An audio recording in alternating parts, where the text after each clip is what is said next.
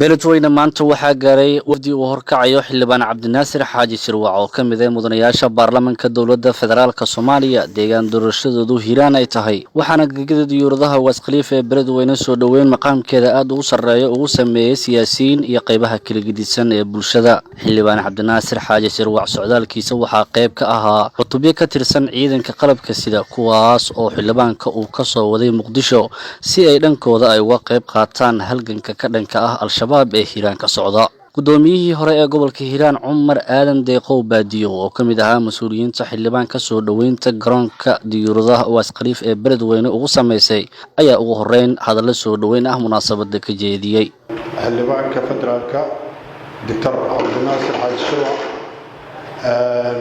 mas'uuliyiinta la socota iyo dhammaan aqyaarta soo dhaweynta ka soo qayb gashay وعليكم السلام يا صلاة الإسلام السلام عليكم ورحمة الله وبركاته وبعد السلام مدني حلبان وحبضنا يا المسوقي runtii waxaa ilaahay maadiisa adoo fiyo iyo anagoo fiyo inaan soo imaanay wixii tara ee mataqaanaa gadaal ay noo ahaanaysaa insha Allah taala waxaan kugu soo dhaweynaynaa magaaladaadii gurigaadii ay ka socoto la dagaalanka argagixisada al-shabaab waxaan u timidna mataqaanaa howlgalkaas xildhibaan cabdinaasir xaaji shirwac ayaa dhankiisa ugu dambeyn war ka qaatay waxa uu sheegay in dhawaan uu tagi doono furimaha hore ee dagaalka si dhankiisa uu uga qayb qaato dagaalka ka dhanka ah al-shabaab oo dadka deegaanka iyo ciidanka dawladda oo isgarabsanaya Hiiraan ay ka wadaan waxa uu dhinaca kale uu dib u dhaca yar ee ku yimid socdaalkiisii Hiiraan iyo halganka in dhankiisa uu kaalintiisa ka qaato uu ku sababeeyay in loo xilsaaray dhanka Muqdisho iyo sidoo kale sidii ciidan gurmad ah Muqdisho uu uga soo daabuli lahaa صدقني ما جيفنا وحن قيب كأهين هالجنك والوجرة وهالجن جود قيب فربنا وحسينا قيب كميدا أيان حاجة وجوجني هذا أنا وحن كصابيرني إن عن كقيب هذا الله هالجن كصاد كان وحن على صادي عيدا والديارة إلى كقيب لنا هوشاس وحن نتيجي دونا جوابها كصادته أو جلاداس waxaa kaloo si guud u hambalyeynaya inta ku jirta halkan waxaan u tacsiinaa intii dhimatay inta ku dhaawacantay Allah caafiyo si lamida waxaan leeyahay halkan kuuli waa bilow ma dhamaan waa qayb guusha qayb kamid ah la gaaray waxa dhiman laba qaybood in la israaciyana waa dhiman tahay in guushaas la sii adkeeyana waa dhiman tahay guushaas waxay ku adkaan kartaa oo lagu xajin karaa midnimo iyo adkaysi midnimo iyo adkaysi iyo qof waliba oo kaalinta uga aadan ka qayb qaato halkan waxa qormi doona taariikh qof waliba meesha uu ka galo ayay taariikhdan xusi doonta nimanka shabaab waxa leenahay waqtigoodu waa dhamaaday qof waliba ka qayb qaato israacintoodaas si loogu baa xorriyad loogu noolaado sharaf iyo horumarna loo gaaro waxaan kaloo meesha ka jiray dagaalku wuxuu bilaawday dawladii cusub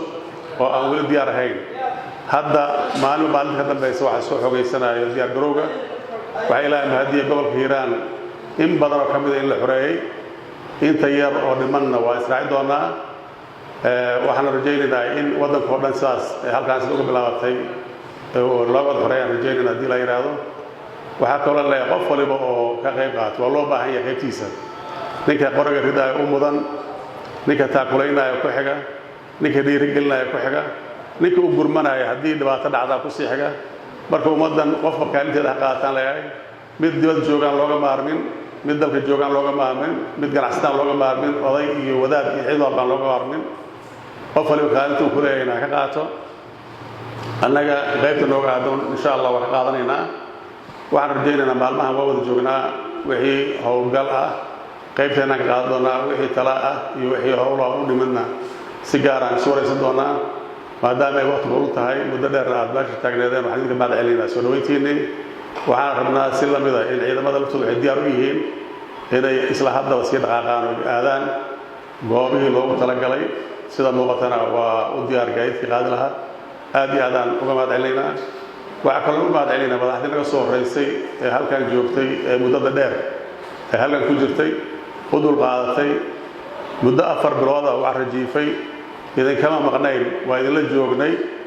kaalinteena ka qaadanaynay ka dhaawacmaan xagga gurmadkiisa qayb ka ahayn diritaanka diyaaradaha qayb ka ahayn dawladda xiriirkeeda qayb ka ahayn haddana waxaan rabnaa inta dhiman oo naga maqan sidaas qaar ku maqan hawshu waa qaybsan tahay raga dibadaha loo diray si ay uga soo qayb qaataan halkanka ragna gudaha joogaan ragna waa kuwa furanta ku jiray waxaan leenahay kuwa furanta ku jiray aad iyo aad ayay u baadsan yihiin waa idinku soo biirnay garabkiina naga daya shalayna waa wada xiriirnay oo dadka la maqan ma ahayn